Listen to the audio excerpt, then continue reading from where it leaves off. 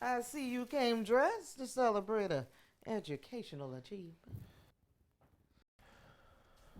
This is pointless because all she's gonna do is lie.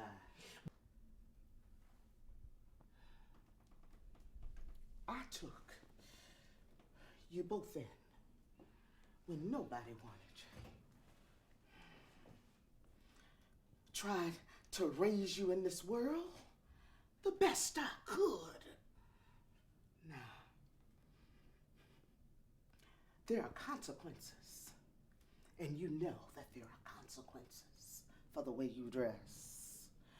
Now, my James, he's not a perfect man, but I know his heart, and he is a good man. So, I guess I was just some fast girl who deserved what I got, huh? I never said that! And I will not stand here and be disrespected!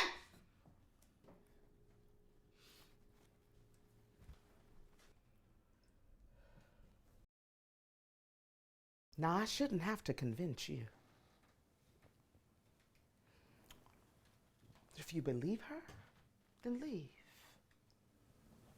If you don't, stay. It's that simple.